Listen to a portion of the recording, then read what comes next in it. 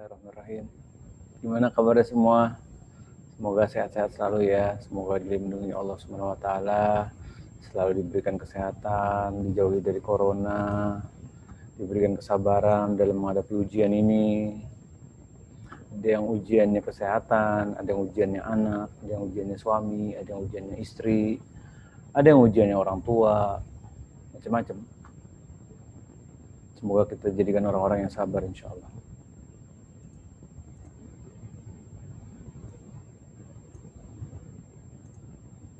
Langsung kita mulai aja ya.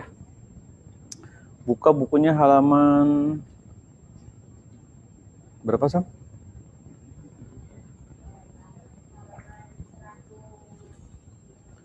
(115) 115 ya. Masih ingat kan?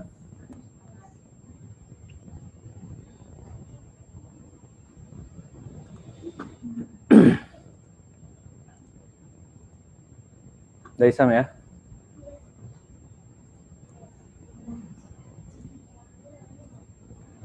Baik, kita mulai aja ya. Bismillahirrahmanirrahim. Assalamualaikum warahmatullahi wabarakatuh.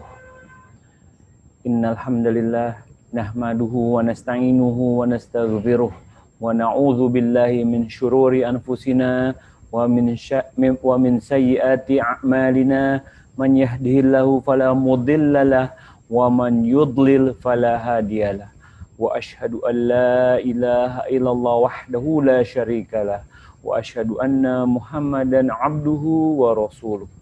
Ya ayyuhallazina amanu taqullaha haqqa tuqatih wa la tamutunna illa wa antum muslimun. Ya ayyuhan nasu taqu rabbakumul ladzi khalaqakum min nafsin wahidah wa khalaqa minha zawjaha wa batsa minhuma rijalan katsiran wa nisaa'a wattaqullaha allazi tasaaluna bihi wal arham innallaha kana 'alaikum raqiba. Ya ayyuhallazina amanu taqullaha wa qulu qawlan sadidah yuslih lakum a'malakum wa yaghfir lakum dzunubakum wa may yutillaha wa rasulahu faqad faza fawzan 'azima. Allahumma shalli ala Muhammad wa ala alihi wa sahbihi wa man tabi'ahum bi ihsanin ila yaumiddin. Alhamdulillah. Kita ketemu lagi di pembahasan kitab mana ya? Muslim tetapi musyrik. Semoga Allah selalu jaga semangat kita, karena nggak mudah loh belajar gini, nggak mudah loh bersabar di depan Zoom, dengerin, terus nggak mudah juga kita untuk selalu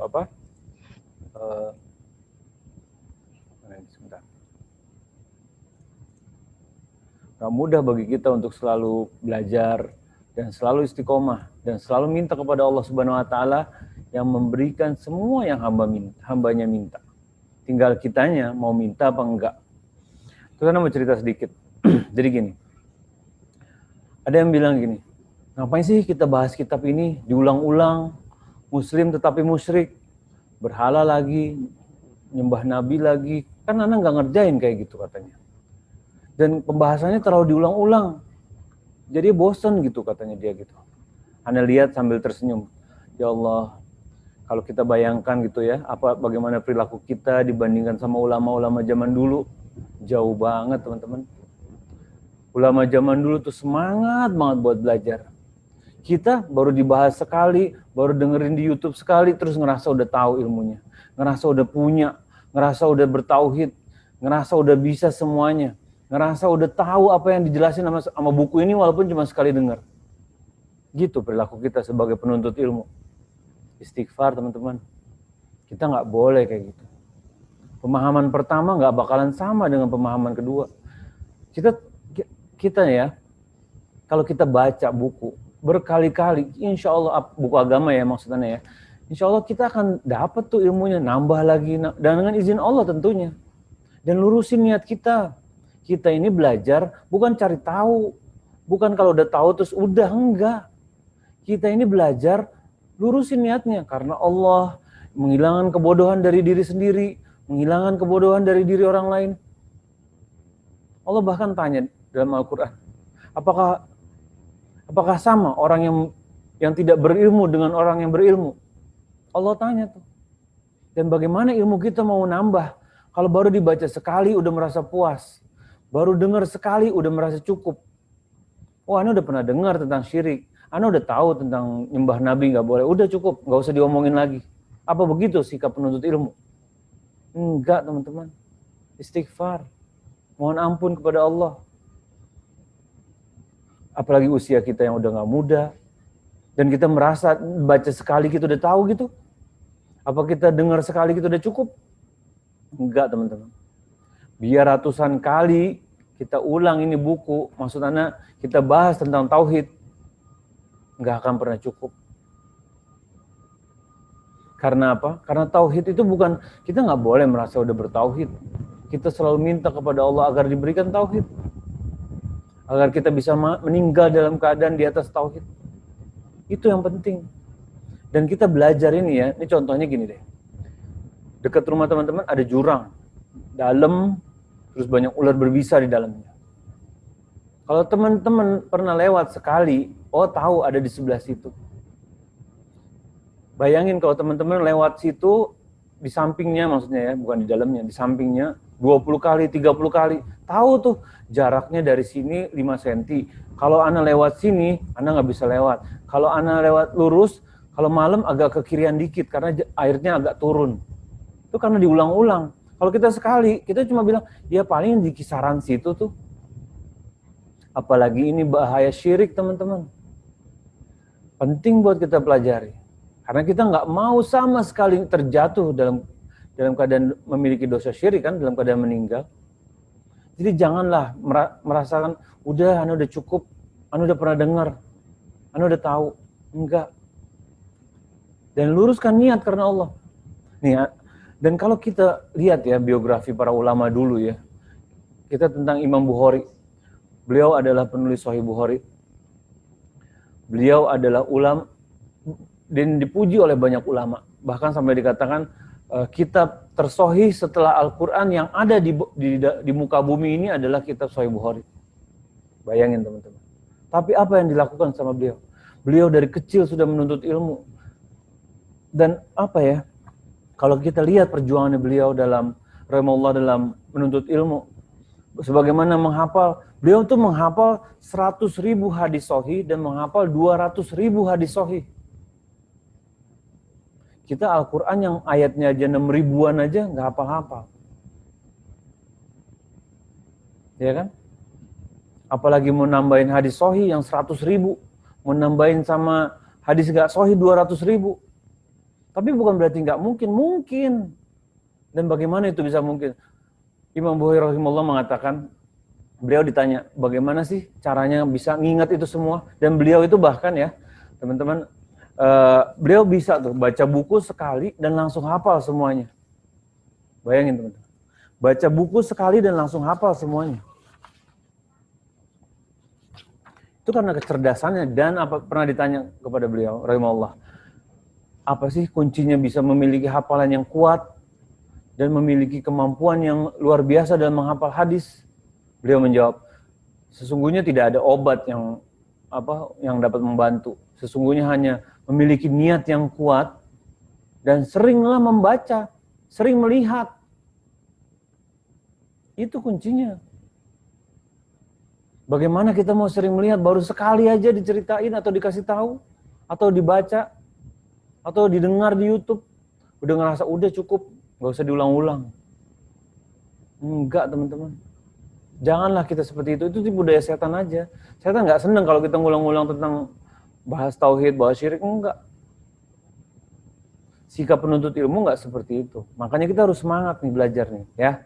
Jadi nggak usah merasa udah pernah denger, bosan, enggak. Itu cuma bujukan syaitan aja. Oke ya, kita lanjut ya. Share screen dulu nih. Apapun maksud tafsiran ayat yang mulia ini, intinya ingin menunjukkan bahwa kita tidak boleh beribadah kepada orang saleh, baik mereka para nabi, para siddiqin, atau para wali Allah, maupun orang saleh. Kita tidak boleh satu ibadah pun yang ditunjukkan kepada mereka.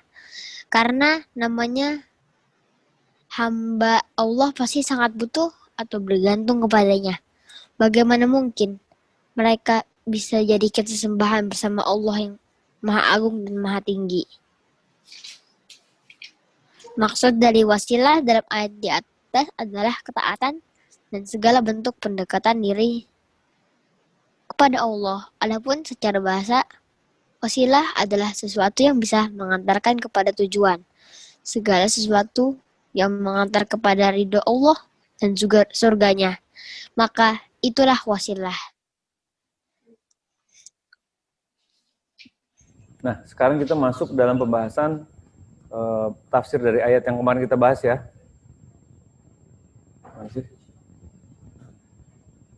Surat Al-Isra ayat 57. Yang punya mushaf boleh dibuka.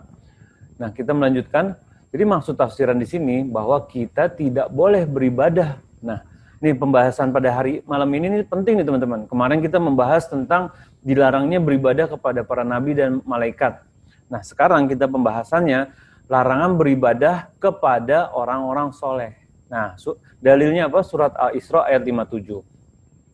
Jadi, ini bahwa kita nggak boleh kepada nabi dan kepada orang soleh aja nggak boleh, apalagi kita menyembah kepada wali Allah atau orang soleh. Karena kan pasti wali Allah, orang soleh derajatnya di bawah para nabi. Karena mereka juga hamba Allah. Dan hamba Allah pasti sangat bergantung kepada Allah. Dan bagaimana orang-orang yang bergantung kepada Allah dan kita bergantung kepadanya gitu loh. Makanya kita penting nih bahwa kita hanya bergantung kepada Allah Subhanahu wa taala. Jadi yang dimaksud dari ayat bahwa wasilah maksudnya itu pendekatan diri kepada Allah. Sedangkan kalau memang yang kita pahami secara bahasa sih sesuatu yang mengantar kepada tujuan, kemarin sempat dijelaskan ya secara detail, seperti contohnya orang yang membangun rumah kemarin kalau masih diingat. Nah, tapi ada yang segala sesuatu memang ada juga yang mengantarkan kepada ridha Allah dan surganya. Nah, itu adalah namanya wasilah kepada Allah. Dan ada memang wasilah yang disyariatkan. Sebagaimana yang terdapat dalam firman Allah Subhanahu wa ta'ala, wabtagu ilahi wasilata. Nah, dan carilah jalan yang mendekatkan diri kepadanya. Ayat ini sebenarnya teman-teman yang tadi dibacakan, ini berkenaan dengan orang yang berdoa kepada Uzair, ya kan? Kepada Isa dan kepada orang soleh, di mana mereka tuh berdalihnya gini, mereka mengatakan enggak kok, kita hanya beribadah kepada orang-orang yang dicintai Allah. Mereka mengatakan gitu. Dan mereka berkata, kita berikan itu cuma kepada wali Allah, kalau enggak orang soleh kita enggak mau. Mereka mengatakan seperti itu. Terus mereka juga mengatakan, kenapa kami dicela? Sesungguhnya teman-teman, yang mereka lakukan juga merupakan suatu bentuk kesyirikan. Dan dihukumi sama, diperangi oleh Nabi Muhammad SAW. Dan kalau kita tahu ya, kalau kita tanya mereka yang melakukan penyembahan kepada selain Allah, kepada kuburan orang soleh dan wali-wali Allah yang sudah meninggal gitu ya, mereka mengatakan menurut mereka nih wasilah itu mereka tuh butuh gitu loh, bahwa ada perantara antara mereka dan Allah. Bahkan ada yang mengatakan kepada Ana begini, Ana nanya kan, kenapa sih kita butuh wasilah gitu? Ana nanya belakang nggak tahu aja. Dia bilang gini, iya dong, coba antum bayangin di perusahaan, ini subhat nih, ini kerancuan yang mereka letakkan seenaknya nih, dengan akalnya mereka sendiri, dan mereka menganggap ini benar, bahaya kan? Mereka mengatakan, iya dong, Allah Subhanahu Wa Taala kan maha tinggi, dan kita butuh wali yang bisa nganterin doa-doa kita. Mereka mengatakan gitu, menyampaikan kebutuhan kita, mereka menyatakan gitu. Bayangin, mereka jadikan kekuasaan Allah ini bagaikan perusahaan seenaknya. Jadi Allah Subhanahu Wa Taala sebagai direkturnya, terus wali Allah ini manajer, supervisor. Jadi butuh nih kata mereka begitu. Karena nanti mereka nyampein, karena kita kan bawahan lah gitu. Kalau bawahan nggak nyampe tuh ke atas, kata mereka gitu. Padahal teman-teman, dengan mengatakan seperti itu, sesungguhnya mereka mengatakan bahwa Allah tuh nggak tahu urusannya di bawah. Mereka kan mengatakan seperti itu. Mereka juga mengatakan Allah tuh pelit. Karena Allah nggak mau kalau nggak dipaksa sama yang manajer, supervisor, yang wali-wali ini nyampein, Allah baru mau ngasih. Menurut mereka begitu. Dan ini subhat, dan ini rancu. Dan kalau kita nggak memiliki pemahaman yang benar, kita akan berpikir, oh iya ya, benar juga nih. Ya kan? Mereka mengatakan gitu, di saat mereka meminta kepada para wali Allah yang sudah dikubur, dan mereka beribadah kepadanya, dan mereka berdoa kepadanya, mereka mengatakan, hai wali orang soleh, sampaikan hajatku ini kepada Allah. Mereka berdoa tuh di hadapan kuburan. Mereka memohon tuh kepada yang di dalam kubur. Dan mereka mengatakan, wah ini kan perantara. Berani-beraninya berkata seperti itu ya teman-teman. Dan ini subhat, ini kerancuan. Di saat kita yang berpikir, oh iya ya, nah di saat kita nggak memiliki pemahaman yang benar, korslet udah. Makanya pentingnya belajar tauhid nih, biar kita tahu kita hanya bergantung kepada Allah Subhanahu Wa Taala, nggak ada satupun yang lainnya kita bergantung kepadanya selain Allah Subhanahu Wa Taala, ya kan? Apalagi hal-hal yang hanya Allah Subhanahu Wa Taala yang mampu berikan, kesehatan, umur yang berkah, terus ilmu yang bermanfaat, hanya Allah yang berikan. Betapa lucunya di saat ada orang yang sakit, lalu datang ke makam orang soleh yang meninggal karena sakit, dan meminta kepada orang soleh yang meninggal ini dalam kubur, yang sakit ini, yang meninggal dalam keadaan sakit, wahai wali, sembuhkanlah aku, atau sampaikanlah kepada Allah Subhanahu Wa Taala bahwa aku minta kesembuhan. Betapa lucu. Dan mereka pikir agama ini main-main. Dan apakah mereka mikir bahwa agama ini milik mereka dan mereka bisa rubah seenaknya? Enggak. Agama ini milik Allah dan semua sudah jelas aturannya dan dalilnya sudah ada.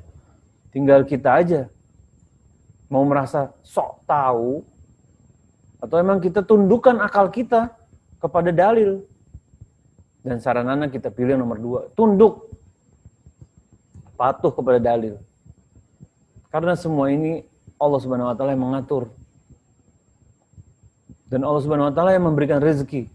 Dan hanya Allah Subhanahu Wa Taala yang berhak saat kita ibadahi dengan benar, hanyalah Allah Subhanahu Wa Taala, teman-teman. Ya kan? Bahaya kerancuan ini banyak banget. Dan itu yang Anda sebut tadi salah satunya. Dan mereka bisa kirim-kirim tuh kerancuan-kerancuan lain tuh. Dan kalau kita nggak belajar, kita nggak ulang-ulang, kendor. Di saat kendor bisa masuk itu kerancuan. Di saat masuk itu kerancuan, pelan-pelan kita tersapu dan terbawa arus kesyirikan. Nauzubillah. Semoga Allah lindungi kita selalu dari bahaya syirik. Karena ini bahaya paling besar, kezoliman yang paling besar, yang paling dibenci Allah Subhanahu Wa Taala. Dan mereka juga, dan sesungguhnya teman-teman, para orang soleh yang mereka sembah itu, sebagaimana Allah Subhanahu Wa Taala katakan dalam surat Al-Isra ayat 57, ulaikal ladzina yad'una yabtaguna ila rabbihim al-wasilah. Orang-orang yang mereka seru itu sesungguhnya mereka juga pada cari jalan kepada Tuhan mereka, kepada Allah Subhanahu Wa Taala, ya kan? Juga cari jalan kepada Allah Subhanahu Wa Taala. Bukannya cuma lalu kita kita katakan enggak, kita kepada mereka aja. Dan ini pemahamannya menyimpang. Kalau mereka mencari jalan kepada Allah Subhanahu Wa Taala, mereka tidak menyembah hanya kepada Allah Subhanahu Wa Taala. Karenanya hendaklah kita juga menempuh jalan mereka. Kita menempuh jalan-jalan orang-orang soleh ini. Dan kalau ada yang berdoa kepada mereka, maka sesungguhnya yang berdoa itu kan tidak menempuh jalan mereka. Ya kan? Walaupun mereka mengatakan, kan ini maksudnya buat memuliakan mereka, karena mereka kan wali Allah.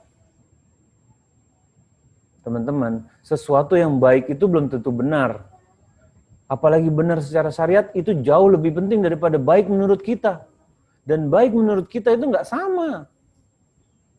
Ana suka kopi pakai sirup kental manis misalnya. Ada yang suka kopi dengan gula aren. Ada yang suka kopi dengan banyak susu. Ada yang suka kopi hitam. Dan masing-masing memiliki pemikiran, oh ini baik menurut Ana, ini baik menurut dia. Ini baik menurut si ibu ini, bapak ini. Tapi kan nggak benar semua. Kalau misalnya ada sesuatu yang benar ternyata cara minum kopi misalnya. Nah, kalau kita ini beragama, yang benar itu sudah diajarkan dalam Al-Quran dan hadis. Dengan pemahaman para ulama klasik zaman dahulu. Pemahaman para sahabat terdahulu yang sudah dijamin masuk surga. Dan ini cukup kita, umat-umat akhir zaman ini, cuma copy paste aja. Nggak usah modify, nggak usah sok tahu tiba-tiba punya ajaran baru. Dan ini bukan cuma urusan ibadah sholat aja, semuanya. Kita cuma berpikir, ya sholat subuh ya 2, nggak boleh anak jadiin 4. Cuma mikir itu aja, padahal ibadah-ibadah yang lain pun begitu. Cuma copy paste. Bagaimana ketika ada orang meninggal, menyikapinya bagaimana? Copy paste. Bagaimana sholat subuh, berapa rakaat? Copy paste. Tiru. Nggak usah modify, nggak usah inovasi. Bagaimana menyikapi bila bila ada yang bagaimana menyikapi bila kita mau ngubur jenazah? Copy paste. Bagaimana menyikapi jika ingin ada kelahiran anak? Copy paste. Udah semuanya ditiru. Islam itu agama dalil dan mudah. Kadang karena inovasi kita aja yang bikin jadinya sulit. Iya kan? Jadinya menyimpang, jadinya aneh-aneh. Bahkan sampai pemikiran kerancuan ini, berpikir, oh kita butuh nih perantara. Disangka kekuasaan Allah Subhanahu wa taala perlu perantara seperti itu. Dan teman-teman, kalau memang butuh perantara, kalau memang nih, pasti udah dicontohin sama Nabi Muhammad SAW. Kenapa orang-orang zaman sekarang suka sok tahu? Nggak ada satu hadis pun bahwa Nabi Muhammad SAW mengambil perantara siapa yang sudah meninggal dan berdoa kepadanya. Nggak ada. Bawakan dalil satu hadis yang menyatakan seperti itu. Nggak ada. Bahwa Nabi Muhammad SAW pergi ke kuburan Nabi Adam misalnya, berdoa di sisinya, meminta. Nggak ada. Terus kenapa orang-orang zaman now merasa lebih tahu? Jadi yang kita ikuti tuntunan Nabi Muhammad SAW apa tuntunan hawa nafsu? Dan sebaiknya kita bertobat kalau masih melakukan kesalahan yang dulu-dulu. Tobat penting. Karena urusan tauhid ini bukan urusan main-main. Allah Subhanahu wa taala pun telah memuji orang seperti ini sebagaimana dalam firman Allah. Wahai orang-orang yang beriman, bertakwalah kepada Allah dan carilah jalan untuk mendekatkan diri kepadanya serta berjihadlah di jalannya supaya kamu mendapatkan keberuntungan. Berdasarkan ayat di atas, mereka mengatakan bahwa sesungguhnya Allah memerintahkan kita agar menetapkan wasilah kepadanya. Dan makna wasilah adalah perantara. Nih teman-teman, wasilah ada yang terlarang dan ada wasilah yang diizinkan. Dan banyak orang-orang yang mengatakan mereka menggunakan dalil ini mendekatkan diri kepada Allah serta berjihadlah di jalannya supaya kamu mendapatkan keberuntungan. Mereka mengatakan, oh, Anda bisa nyari jalan wasilah sendiri. Enggak. Jangan mentang-mentang diizinkan memiliki mencari wasilah, lalu dia serta-merta mencarinya sendiri. Enggak. Bila kita mendapatkan sesuatu dari dalil dari Al-Quran dan hadis, kita ikuti contohnya. Ya kan? Yang dimaksud dalam ayat tersebut, coba Sam baca Sam. Yang lebih tepat Sam.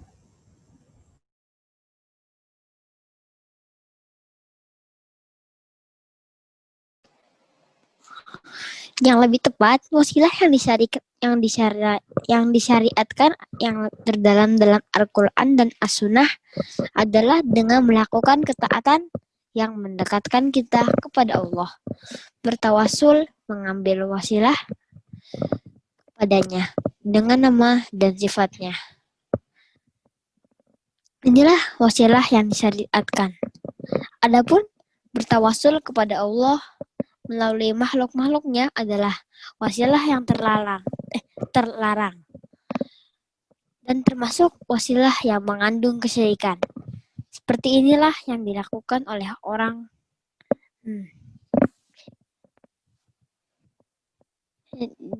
musyrik terdahulu, sebagaimana pada firman Allah.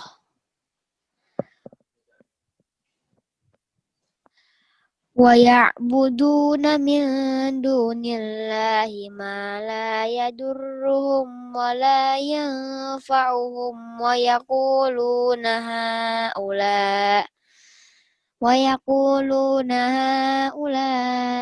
شُفَعَاؤُنَا عِندَ اللَّهِ.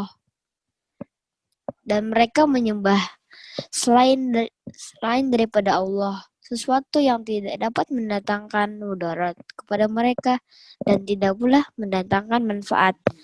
Mereka berkata, mereka itu adalah pemberi syafaat kepada kami di sisi Allah. Quran Surat Yunus ayat 18. Baik. Nah, sekarang kita belajar nih macam-macam wasilah. Jadi bukan serta-merta semua wasilah semua setara nasab. Bukan serta-merta semua wasilah nggak boleh. Ada wasilah yang boleh, yang diizinkan. Yang diizinkan apa? Yang sesuai syariat. Bagaimana sesuai syariat? Kita lihat contohnya dan bagaimana dalilnya. Nih, sekarang kita belajar. Yang tadi wasilah, jadi wasilah ada dua macam ya. Untuk malam ini kita insya Allah dapat ilmu tentang wasilah nih. Wasilah yang pertama, wasilah yang disyariatkan oleh Allah Subhanahu wa taala. Terdapat dalam Al-Qur'an dan As-Sunnah dalam hadis bahwa dengan melakukan ketaatan yang mendekatkan diri kita kepada Allah, bertawasul atau berwasilah kepadanya dengan nama dan sifatnya. Inilah wasilah yang disyariatkan. Tuh. Jadi cara wasilah nih ya, pertama adalah dengan melakukan ketaatan kepada Allah Subhanahu wa taala. Itu menjadi apa? Membuat kita semakin dekat dengan Allah Subhanahu wa taala. Dan yang kedua, mengambil wasilah dengan nama dan sifat Allah Subhanahu wa taala. Jadi bukan jadi jangan sampai gagal paham nih. Kalau kita wasilah itu ada yang boleh dan ada yang enggak. Yang boleh yang sesuai syariat tentunya, yang sesuai Al-Qur'an dan hadis. Dan yang enggak boleh, yang enggak boleh atau yang terlarang adalah bertawasul kepada Allah melalui makhluk-makhluknya. Nah, dan wasilah ini cenderung bersifat memiliki mengandung kesyirikan. Dan perbuatan ini sudah dicontohkan oleh para orang musyrik terdahulu. Jadi kesyirikan atau meminta wasilah kepada wali-wali Allah Subhanahu wa taala yang sudah meninggal, itu udah ada contohnya dan sudah dikerjakan oleh para pelaku kemusyrikan di zaman Nabi Muhammad SAW. Bahkan sudah tercatat dalam Al-Quran. Surat Yunus ayat 18, buka Qurannya. Kita buktikan sama-sama ayatnya. Dan mereka menyembah selain daripada Allah, sesuatu yang tidak dapat mendatangkan mudarat kepada mereka dan tidak pula mendatangkan manfaat. Mereka berkata, mereka itu adalah pemberi syafaat kepada kami di sisi Allah. Bayangin teman. Ini sudah terjadi dari zaman dulu. Kita nggak bisa bilang, oh Anda baru tahu karena zaman dulu nggak ada contohnya. Enggak, zaman dulu udah ada. Kitanya aja yang masih perlu banyak belajar. Dan surat Az-Zumar ayat 3 juga terdapat dalam firman Allah. Surat Az-Zumar ayat 3, "Wallazina takhazu min dunihi awliya'a ma na'buduhum illa liyuqarribuna ilallahi zulfa." Dan orang-orang yang mengambil pelindung selain Allah, mereka berkata, coba Anda tanya, ini perkataan yang sama yang dilakukan oleh orang-orang yang melakukan apa? Penyembahan kepada kuburan. Enggak kok, kami enggak menyembah mereka, melainkan supaya mereka mendekatkan kami kepada Allah dengan sedekat-dekatnya. Tuh teman-teman. Exactly the same answer between who did this back then with zaman now. Ya kan? With the present. It's just the same. Dan mereka kadang membantah, enggak kok, beda. Orang-orang zaman dulu nyembah patung, kita bukan patung, kuburan. Sama aja. Ya kan? Dan ini adalah bentuk kesyirikan. Dan bukanlah wasilah yang disyariatkan oleh Allah Subhanahu wa taala.